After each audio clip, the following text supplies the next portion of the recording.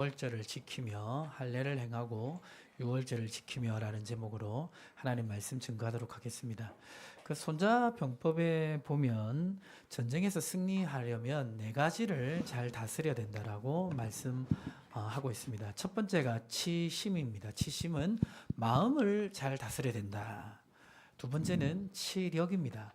체력을 잘 다스려야 된다. 체력에서 이제 힘이 빠져버리면 싸울 수가 없죠. 체력이 중요하고, 그 다음에 치기, 사기를 잘 관리해야 된다. 우리 팀이 강해도 사기가 저조해버리면 전쟁에서 질 수 있는 것입니다. 그리고 치변, 환경의 변화에 잘 대처해야 된다. 이렇게 말하고 있습니다. 이 네 가지 중에 제일 중요한 게 뭐라고 생각하십니까? 예, 그렇죠. 치심입니다. 왜냐하면 다른 게 다 구비가 돼도 마음이 이미 무너져 버리면 다른 게 소용이 없게 되고요. 다른 것이 좀 부족해도 마음이 잡혀 있으면 또 새롭게 힘을 낼 수 있기 때문입니다. 그래서 중요한 일을 앞두고 항상 마음가짐을 잘 가져야 되는데요. 오늘 본문에 보면 중요한 일을 앞두고 있는 백성들이 있고, 이 백성들의 마음을 잘 잡게 하시려고 하는 분이 있습니다. 백성들은 누구냐면 바로 이스라엘 백성이고, 그 백성들의 마음을 잡으시려고 하는 분은 하나님이십니다. 이스라엘 백성이 지난주에 어디를 건넜죠? 예, 지난주 요단강 건넜죠. 요단강 건너서 약속의 땅으로 들어왔습니다. 요단 동편에서 요단 서편, 하나님 약속하신 땅으로 왔어요. 땅으로 왔는데, 땅으로 오면 그냥 가나안 땅으로 걸어 들어갈 수 있는 게 아니라 그 앞에서는 난공불락의 성이 하나 있었습니다. 그 성은 바로 여리고성이었습니다. 여리고성 전투를 앞두고 있었습니다. 전투를 앞두고 있었지만 이미 전쟁에서 이스라엘 백성은 유리한 고지를 점령하고 있었습니다. 왜 그러냐면 여호수아 오늘 5장 1절에 보니까 요단 서쪽의 아모리 사람의 모든 왕들과 해변의 가나안 사람의 모든 왕들이 여호와께서 요단물을 이스라엘 자손들 앞에서 말리시고 우리를 건너게 하셨음을 듣고 마음이 녹았고 정신을 어떻게 됐습니까? 잃었더라. 요단강 건넌 소식 듣고 지금 그 적들이 마음이 무너졌어요. 자, 근데 지금 이렇게 마음이 무너진 거는 이 요단강 건넌 소식 때문만 아닙니다. 그 앞에도 두 가지 소식이 이 가나안 민족들에게 전해졌는데요. 여호수아서 2장 9절과 10절에 보면 지금 그 라합이 정탐꾼에게 말하기를 이미 우리 백성들의 간담이 다 녹아버렸다. 이렇게 말하고 있습니다. 그러니까 지금 요단강 건너기 전에 여호수아가 정탐꾼을 보내서 여리고를 정탐했죠. 정탐했을 때 그 여리고의 기생이었던 라합이 고백하기를 이미 우리 마음에 간담이 다 녹았다. 왜냐하면 10절에 보시면 지금 하나님께서 그 출애굽시킬 때 애굽왕 바로 앞에서 10가지 기적을 행하시고 어디를 가르셨습니까? 홍해를 가른 소식이 이미 전해졌어요, 한번. 그렇죠? 당시 애굽은 세계 최강대국입니다. 근데 세계 최강대국 바로의 그 권력 앞에서 바로를 꺾고 홍해를 가른 소식이 가나안 민족에 한번 전해졌어요. 그리고 그 다음에 이스라엘 백성이 요단 서편 가기 전에 요단 동편에 있는 그 아모리 사람 앞에 보시면 앞에 아모리 사람의 두 왕 시혼과 옥 왕하고 전투를 벌였는데 이 요단 동편에 있는 이 시혼과 옥도 강력한 왕입니다. 강력한 힘을 가지고 있는 그런 군대였는데 이스라엘 백성이 무찔렀어요. 그러니까 지금 이 가나안 민족은 3년타를 맞은 거예요. 뭐냐면 첫 번째 홍해를 가른 사건을 한번 들었고, 그리고 동편에 있는 시온과 옥 왕을 무찌른 소식을 들었고, 그리고 지금 세 번째 요단강 가른 소식까지, 요단강을 마른 땅처럼 걷는 소식까지 들으니까 이미 마음이 다 무너진 것입니다. 그래 이쯤 되면 이제 이스라엘 백성도 적들이 마음이 다 무너졌고, 지금 이스라엘 백성은 어디를 마른 땅처럼 건넜습니까? 그 넘치는 요단강을 마른 땅처럼 건넜으니까 지금 기분이 들떠 있지 않겠습니까? 자, 그러면 이제 어떻게 보면 그냥 뭐 싸워도 될 것 같은데, 그런데 하나님께서는 이 순간에 한 가지 명령을 행하십니다. 여호수아서 5장 2절 보시면 5장 2절 같이 한번 읽어보겠습니다. 그때 여호와께서 여호수아에게 이르시되 너는 부싯돌로 칼을 만들어 이스라엘 자손들에게 다시 할례를 행하라 하시매. 자, 할례를 행하라고 말씀하고 있습니다. 할례를 이제 하게 되면요, 적어도 3일은 꼼짝 못해요. 움직일 수가 없습니다. 근데 지금 적들이 앞에 있는데 지금 할례를 행하라, 다시 할례를 행하라라고 말하고 있습니다. 왜 적을 앞두고 있는 이 중요한 상황에 신체적으로 엄청나게 불리한 그러한 여건으로 될 수밖에 없는 이 할례를 행하라고 하실까? 자, 보시면 여기 할례 앞에 뭐라고 되어 있습니까? 어떻게 할례를 행하라? 다시 할례를 행하라. 그러면 할례를 두 번째 한다는 거잖아요. 첫 번째 할례는 언제 했을까요? 예? 첫 번째 할례는 뭐 먹기 전에 첫 번째 할례 했을까요? 아시는 분 있습니까? 이스라엘 백성이 뭐 먹기 전에 할례를 했어요. 예? 그렇죠. 어린 양 먹기 전에 할례를 했어요. 그 출애굽하기 전에 이스라엘 백성에게 하나님께서 유월절 어린 양을 이제 유월절 의식으로 먹고, 그리고 이제 문설주에 어린 양의 피를 바르게 하셨잖아요. 그때 그 어린 양을 먹으려면 할례를 행해야 돼요. 예. 여러분 혹시 양 먹어 보셨습니까? 예, 요새 양고기 맛있잖아요. 제가 먹어본 양고기 중에 제일 맛있었던 양고기는 코스트코 양고기가 아니고요. 저기 몽골에 갔을 때 보면, 몽골에 가면 그 드럼통, 큰 통에 양을 통째로 넣어서 요리하는 게 있어요. 예. 진짜 맛있어요. 예. 그게 원래 양이 되게 좀 향이 좀 그렇잖아요. 근데 그 향을 제거하고 통째로 요리하는 양 요리가 있는데, 예, 우리 같이 꼭 몽골에 가서 먹어보시기를 축복합니다. 예. 정말 맛있었어요. 유월절 어린 양 먹는다라는 그 얘기 들을 때마다 그 양고기가 생각이 나는데, 지금 출애굽 세대는 지금 이스라엘 백성들이 유월절 어린 양 먹기 전에, 그리고 하나님이 애굽의 모든 장자를 치기 전에 할례를 하고 먹어야 됐어요. 그때 할례를 처음 했습니다. 그런데 그 백성들이 지금 광야 40년 돌면서 다 어떻게 됐을까요? 다 죽었고, 중간에 광야에서 태어난 사람들 있을 거 아니에요? 그렇죠? 여호수아서 5장 지금 4절에 보시면, 여호수아가 할례를 시행한 까닭은 이것이니 애굽에서 나온 모든 백성 중 남자 곧 모든 군사는 애굽에서 나온 후 광야길에서 죽었는데, 자 5절 우리 남성분들만 읽어보겠습니다. 그 나온 백성은 다 할례를 받았으나 다만 애굽에서 나온 후 광야길에서 난 자는 할례를 받지 못하였습니다. 자, 광야에 태어난 사람들은 할례를 안 받았습니다. 자, 그래서 할례를 하는 것이죠. 근데 그것만 가지고 할례를 한다라고 하는 것이 조금 이해가 되지 않습니다. 할례를 안 했으니까 해야 되는데, 그거 말고 할례에 어떤 의미가 있기 때문에 이 중요한 순간에 할례를 하는가, 이거를 생각해 봐야 되겠죠. 할례는 어떤 의미가 있냐면, 창세기 17장 13절에 보면, 너희 집에서 난 자든지 너희 돈으로 산 자든지 할례를 받아야 하리니 이는 내 언약이 너의 살에 있어 영원한 언약이 되려니와. 이 할례는 그 신체에 어떤 표징을 주는 것이죠. 그래서 이 할례를 행한 사람마다 하나님의 백성이라는 표징을 새기는 것입니다. 그러니까 할례를 받는 것을 통해서 내가 하나님의 백성이구나라는 정체성이 형성되는 것입니다. 그래서 하나님은 할례를 받지 않는 백성을 끊어내라고 말하고 있는데, 그것은 내 언약을 배반하였습니다. 그러니까 할례를 안 받으면 내 백성이 아니라는 거죠. 반대로 할례를 받으면 내 백성이라는 것입니다. 자, 그러면 지금 중요한 전투를 앞두고 있을 때 왜 이것을 하나님은 확인하려고 하시는 것일까요? 그 이유가 첫 번째, 우리 청년들만 한번 읽어보겠습니다. 시작. 하나님 백성이라는 정체성을 확인해야 제대로 싸울 수 있기 때문입니다. 자, 지금 여리고 전투를 앞두고 있는 이 중요한 순간에 신체적으로 어떻게 보면 묶이는 이 할례를 왜 했냐면, 하나님의 백성이라는 정체성이 분명해야 제대로 싸울 수가 있기 때문입니다. 지금 이스라엘 백성은 지금 이 가나안 땅 진격을 눈앞에 두고 있는데, 이번이 처음이 아닙니다. 40년 전에 홍해를 건너서 시내산에서 율법을 듣고 훈련을 받고 성막을 세우고 진을 다 쳐가지고 금방 가나안 땅까지 진격을 했어요. 사흘 길이면 갈 수 있는 가나안 땅이었습니다.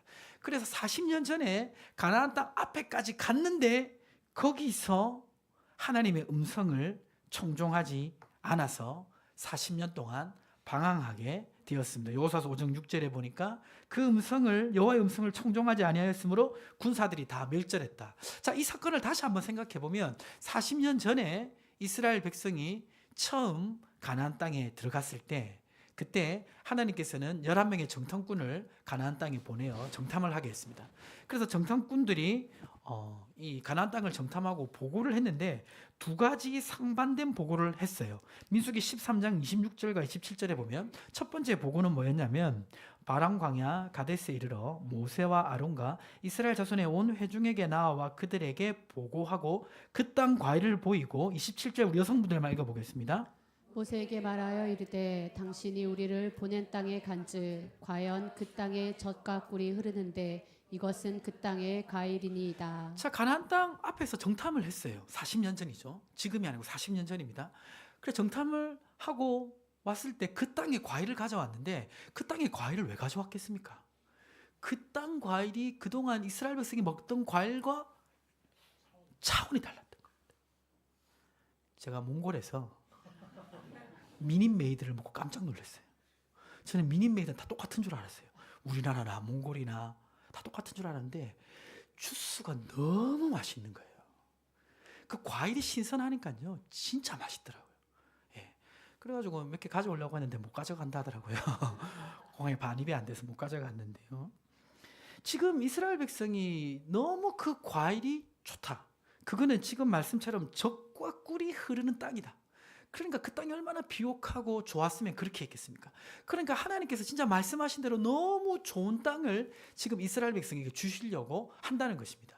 자, 여기까지는 좋았는데 그 다음에 다른 보고를 했어요. 민수기 13장 31절과 33절에 보니까 그와 함께 올라갔던 사람들은 이르되 계속해서 보고를 하는 거예요. 우리는 능히 올라가서 그 백성을 치지 못하리라. 그들은 우리보다 강하리라. 땅은 너무 좋은데 거기 백성이 너무 강하다. 얼마나 강했냐면 33절 우리 청년들만 읽어보겠습니다. 거기서 네피림 후손인 아낙 자손의 거인들을 보았나니 우리는 스스로 보기에도 메뚜기 같으니 그들이 보기에도 그와 같았을 것이니라. 땅은 너무 좋은데 거기 백성들이 거인들이라는 거예요. 그러니까 얼만큼 거인이냐면 한 2m 이제 한 70 정도 되는 건데 2m 70이면 체온만이 2m 20인가 그렇죠? 뭐 한 50cm밖에 차이 안 난다 생각할 수가 있는데 50cm 차이 어마어마합니다. 예. 2m만 돼도 거인이에요. 아시죠? 190만 돼도 커요. 우리 190 되시는 분 우리 교회 성도님 중에 있습니까? 없으시죠? 예. 2m, 2m 20, 2m 30 되면 엄청 커요. 2m 70이면 진짜 큽니다. 제가 몽골에 가서 깜짝 놀란 게 뭐냐면 거기 가면요. 거의 뭐 2m 가까운 사람들이 떡대가 이런 사람들이 지나가는데 얼굴은 동양인이에요. 생긴 건 우리랑 비슷한데 몸은 어마어마합니다. 예. 자, 그러니까 지금 이 이스라엘 백성이 이 아낙 자손 보고 치심을 하지 못한 거죠. 마음이 무너져 내렸습니다. 그래서 자기들 생각해 보니까 자기들이 뭐와 같다? 메뚜기와 같다. 여러분 혹시 메뚜기 보신 적 있으십니까? 어릴 때 메뚜기 보셨습니까? 저희 그 살던 집 위에 산에 가면 메뚜기가 많이 있었는데요. 어릴 때 메뚜기 포착포착 뛰면 그거 잡아가지고 그걸로 경주도 시키고 그리고 식성이 좋으신 분은 튀겨 드시기도 하시고 그러시지 않으셨어요? 그게 메뚜기예요. 그러니까 메뚜기라 스스로 메뚜기라 여기는 거는 정말 보잘것없는 존재다라는 그런 고백입니다. 자, 그래서 이 정탐꾼들이 이렇게 보고하니까 온 이스라엘 백성이 울고불고 난리가 났습니다. 아니 하나님이 왜 저 무서운 아낙자손 앞에 우리가 저들 앞에 밥이 되게 하시려고 우리를 이렇게 인도하셨나 이러면서 울고불고 난리치고 애굽으로 다시 돌아가겠다 하니까 하나님이 화가 나셔가지고 광야 40년 동안 훈련 받으라고 훈련 코스로 보낸 겁니다. 그래서 40년 동안 광야를 방황하고 다시 지금 드디어 가나안 땅 앞으로 오게 된 것입니다. 자, 그런데 40년 지나서 오니까 아낙 자손이 사라졌습니까? 거기는 정복하기 쉬운 땅이었습니까? 거기에는 여리고 성이 버티고 있었습니다. 자, 그러니까 이 여리고성이 버티고 있으니까 이 여리고성 앞에서 이스라엘 백성은 스스로 생각할 때 뭐라고 생각할 수 있겠습니까? 앞에서는 아낙 자손을 이길 수 없는 메뚜기였다면 지금 이 여리고성 앞에 10cm밖에 뛰어오를 수 없는 그런 메뚜기라고 인식할 수 있지 않겠습니까? 막상 요단강 건너왔더니 넘을 수 없는 성벽이 있는 거예요. 원래 성을 점령하려면 군대의 10배를 동원해야 성을 점령할 수 있다고 합니다. 그런데 이 여리고성은 보통 성이 아니에요. 철저하게 준비되고 방어된 점령할 수 없는 그런 여러 환경적인 여건을 가지고 있는 성읍이었습니다. 그러니까 이 성읍 앞에 이스라엘 백성이 가져야 될 믿음은 무엇입니까? 내가 메뚜기다. 내가 메뚜기라고 생각하면 절대 40년 전처럼 그 여리고성을 점령할 수가 없는 것입니다. 그러면 내가 메뚜기가 아니고 내가 무엇이라는 확신이 있어야 되죠? 하나님의 백성이라는 확신이 있어야 됩니다. 그럼 하나님의 백성이라는 표징이 무엇입니까? 바로 할례인 것입니다. 신체에 새기는 표징을 통해 너 하나님의 백성이다. 그래서 지금 여리고 전투를 앞두고 하나님께서 할례를 행하시는 것입니다. 올해 이제 2024년 시작됐습니다. 하나님께서 하나님의 약속으로 우리를 인도하실 줄 믿습니다. 혹시 올해 표가 뭔지 아십니까? 오른쪽 다 보세요. 자, 외우십시오. 자, 우리 양옆의 사람에게 이렇게 외치겠습니다. 약속을 기억하고 발을 내딛어라. 예, 약속을 기억하고 발을 내딛어라. 올해 표입니다. 자, 발을 내딛으니까 어떻습니까? 2023년에는 내가 약속을 믿고 발을 내딛으려고 하니까 아낙 자손이 서 있었고 2024년에 발을 내딛으려고 하니까 이번에는 여리고성이 서 있는 것입니다. 그럼 여기서 중요한 건 뭡니까? 내가 메뚜기가 아니라 아낙 자손도 이길 수 있고 여리고성도 뛰어넘을 수 있는 하나님의 백성이라는 믿음이 있어야 됩니다. 아멘이십니까? 그래서 이 할례는 골로새서 2장 11절 보면 같이 한번 읽어보겠습니다. 시작. 또 그 안에서 너희가 손으로 하지 아니한 할례를 받았으니 곧 육의 몸을 벗는 것이요 그리스도의 할례니라. 우리 예수 믿는 사람은 그 믿음이 바로 할례의 표징입니다. 할례를 행해서 하나님 백성이 되는 것처럼 우리가 예수를 믿을 때 하나님의 자녀가 되는 줄 믿습니다. 자, 근데 하나님의 자녀는 하나님의 자녀로 끝나지 않아요. 요한복음 1장 12절에 보니까 영접하는 자, 곧 그 이름을 믿는 자에게는 하나님의 자녀가 되는 무엇을 주셨다? 권세를 주셨다. 앞에 아낙 자손이 있지만 하나님 자녀라는 권세가 있음을 믿었으면 아낙 자손을 이길 수 있었을 것입니다. 마찬가지로 지금 여리고성을 뛰어넘어야 되는 이스라엘 백성이 필요한 것은 적이 얼마나 강한가, 그 성읍이 얼마나 견고한가, 그게 핵심이 아니라 내가 하나님의 백성이고 하나님의 자녀로서 권세가 있다라는 믿음입니다. 아멘이십니까? 여러분, 메뚜기가 아니라 뭡니까? 하나님의 자녀입니다. 자녀로서 권세가 있는 줄 믿으시기 바랍니다. 자, 그래서 할례를 행한 것이고요. 두 번째 할례를 행하신 이유는 뭡니까? 같이 읽어볼까요? 새로운 시작을 하기 위해서입니다. 예, 새로운 시작을 하기 위해서입니다. 오늘 할례를 행하면서 여호수아서 5장 9절에 보니까 하나님께서 이렇게 말합니다. 여호와께서 여호수아에게 이르시되 내가 오늘 애굽의 수치를 너희에게서 떠나가게 하셨다 하셨으므로 그곳 이름을 오늘까지 길갈이라 하느니라. 애굽의 수치는 뭘까요? 애굽의 수치는 400년 동안 종노릇 한 것일까요? 애굽의 수치가 뭐지? 왜 할례를 행하고 약속의 땅에 들어가는 이 시점에 애굽의 수치를 물러가게 하실까 생각해 볼 수 있는데, 출애굽기 32장 12절에 보면 이 애굽의 수치가 어떤 것인지 알 수가 있는데요. 하나님께서 이스라엘 백성을 시내산에 불러놓고 율법을 주고 하나님의 백성으로 훈련시키고 있었는데, 그때 이스라엘 백성이 금송아지 우상을 만들고 하나님께 진노를 샀습니다. 그래서 하나님이 너무 화가 나가지고 그냥 이스라엘 백성을 다 쓸어버리려고 했어요. 그때 모세가 하나님께 뭐라고 기도하냐면 출애굽기 32장 12절에 옹범형제 한번 읽어주세요. 어찌하여 애굽 사람들이 이르기를 여호와가 자기의 백성을 산에서 죽이고 지면에서 진멸하려는 악한 의도로 인도에 내었다고 말하게 하시려 하나이까. 주의 맹렬한 노를 그치시고 뜻을 돌이키사 주의 백성에게 이 하를 내리지 마옵소서. 그 무슨 말이냐면 여기서 하나님이 이스라엘 백성 다 죽여버리면 애굽 사람들이 아이고 애굽에 10가지 기적 행하고 홍해까지 갈라가지고 그렇게 출애굽시켜놓고 그냥 다 죽여버렸네, 이렇게 비웃지 않겠냐는 것입니다. 그러니까 애굽의 수치란 것은 이스라엘 백성이 하나님의 백성으로 출애굽을 했지만 그 하나님의 백성답게 살지 못함으로 받는 모든 수모를 말합니다. 우리가 그 예수를 믿고 광야의 시절을 보내잖아요. 광야 시절을 보내면 하나님께 훈련받고 또 낮아짐을 경험합니다. 이 광야의 시간을 보내다 보면 우리가 사람들에게 비웃음거리가 될 때가 있습니다. 아이고, 예수를 믿더만 삶이 지지리도 궁상이다, 이렇게 비난받기도 하고요. 우리 청년 때는 사실상 청년의 시절은 거의 광야의 시절이거든요. 예수를 믿고 뭐 어떤 막 결과가 바로바로 나오기보다는 훈련과 연단의 시간이 많습니다. 그러다 보면 어떤 괄목할 만한 성과가 내 눈에 바로 보이지 않을 때가 많아요. 그러면 광야의 시간을 걸어가면서 애굽의 수치를 가지게 됩니다. 구원받았는데 삶은 구원받은 자처럼 복된 삶을 살지 못하는 그것으로 오는 수치, 이것이 바로 애굽의 수치인 것입니다. 여러분, 애굽의 수치를 혹시 경험해 보셨습니까? 가져보셨습니까?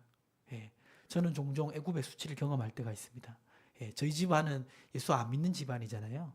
그러다 보니까 항상 비교 대상이 있습니다. 예, 저는 저희 형님하고 비교되고 저희 사촌하고 비교됩니다. 예, 그러면 세상적인 기준으로 비교를 당하잖아요. 예. 자, 그래서 우리가 항상 그런 애굽의 수치를 경험할 때가 있는데, 근데 중요한 것이 있습니다. 그게 뭐냐면 이 애굽의 수치가 끝날 때가 있다는 겁니다. 신명기 8장 16절 같이 한번 읽어보겠습니다. 내 조상들도 알지 못하던 만나를 광야에서 내게 먹이셨나니 이는 다 너를 낮추시며 너를 시험하사 마침내 내게 복을 주려 하심이었느니라. 광야 40년 돌 동안 이 광야가 끝날까? 나는 광야에서 살다가 끝나는 것일까? 그렇게 생각할 수가 있습니다. 우리 청년의 때를 지나면 계속 광야만 걷는 것 같아요. 하나님의 축복이라는 것이 손에 안 잡히는 것 같아요. 이런 삶이 계속될 것 같아요. 자, 그런데 이 광야가 끝날 때가 있다는 것을 기억하시기 바랍니다. 아멘이십니까? 그게 믿어지지는 않는데 광야가 끝나는 시점이 있습니다. 지금 이스라엘 백성이 40년을 지나고 드디어 가나안 땅 안에 들어왔어요. 광야가 끝나는 시점입니다. 자, 근데 이 광야가 끝나는 이 시점에 왜 할례를 행했냐? 과거를 끝내고 새로운 시작을 하기 위해서입니다. 이 이스라엘 백성에게는 과거가 있었어요. 어떤 과거가 있었습니까? 보시면 이스라엘 백성은 이런 과거가 있었습니다. 애굽에서 종노릇하던 과거가 있었죠. 주의 종노릇하던 백성으로 살아가던 과거가 있었습니다. 그리고 광야에서 방황하던 백성으로 살아가는 과거가 있었습니다. 우리도 예수 믿기 전에 죄의 종노릇하며 살아가던 과거가 있잖아요.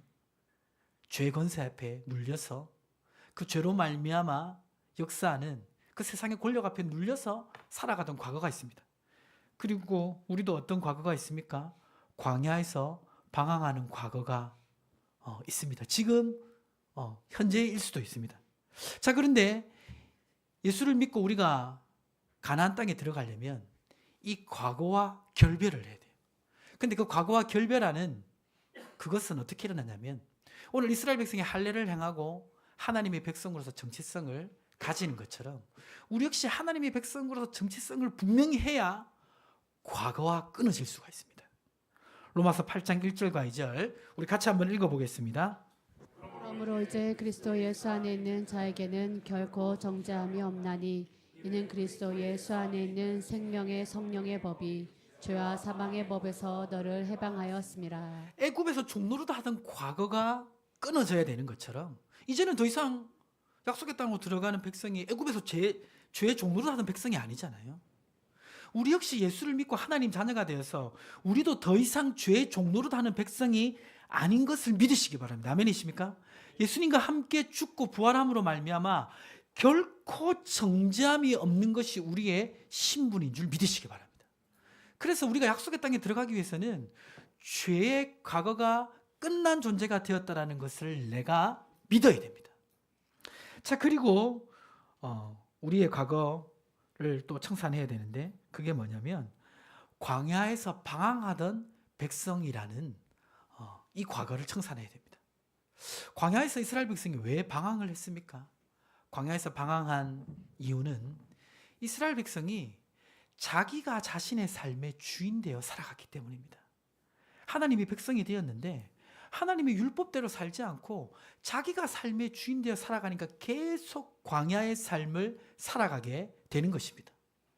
이제 할례를 행하고 가나안 땅에 들어갈 때 할례를 행했으니까 이제 나는 하나님의 언약 백성이고 하나님의 말씀을 지키며 살아가는 백성이라는 정체성을 가지고 그렇게 행해야 이 광야의 삶이 끊어지는 것이죠. 그렇죠? 우리 역시 마찬가지입니다. 여러분 혹시 광야의 삶을 계속 살고 있다고 생각하십니까? 그럼 이 광야를 이제 끝내고 가나안 땅으로 들어가야 됩니다. 아멘이십니까? 그러려면 어떤 믿음이 있어야 되냐면 누가복음 9장 23절 광야의 삶을 끝내는 말씀을 같이 한번 선포하겠습니다. 시작. 또 우리에게 이르시되 아무든지 나를 따라오려거든 자기를 부인하고 날마다 제 십자가를 지고 나를 따를 것이니라. 예, 광야를 끝내는 말씀이 뭔가 좋은 말씀인 줄 알았는데 광야를 끝내기 위해서는 자기를 부인하고 날마다 제 십자가를 지고 나를 따른다. 무슨 말입니까? 나 이제 하나님의 백성 되었으니까 인간적인 생각으로 살지 않고 하나님의 말씀을 따라 살아가는 사람이라고 믿고 그렇게 살아가야 되는 것입니다. 이 말씀을 넘어가지 않으면 우리에게 광야는 끝이 나지 않습니다. 광야는 내가 주인이 되어 살아가는 삶의 결과물입니다. 여러분 광야를 끝내기를 원하십니까? 아멘이십니까? 그럼 나 하나님의 백성이라고 믿고 하나님 백성답게 살아가시기를 축복합니다. 그때 광야가 끊어져요. 누가복음 9장 24절에는 이어서 이렇게 말하죠. 십자가를 지면 누구든지 제 목숨을 구원하고자 하면 잃을 것이요 누구든지 나를 위하여 제 목숨을 잃으면 어떻게 됩니까? 구원하리라. 하나님 백성답게 살아가는 것이 사실 내가 많은 손해도 봐야 되고 내 자신의 인간적인 것도 내려놓아야 되고 믿음으로 하루하루 살아야 되는데 그 삶이 내가 무너지거나 내가 멸망하는 삶이 아니라 그 삶 속에 하나님 새로운 은혜를 주신다고 약속하고 있는 것입니다.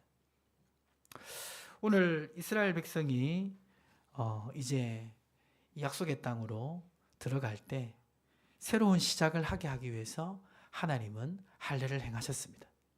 마찬가지로 우리도 2024년 하나님이 주신 은혜의 땅, 약속의 땅으로 가기 위해서는 하나님의 백성임을 기억하고 우리 자신을 새롭게 해야 될 줄 믿습니다.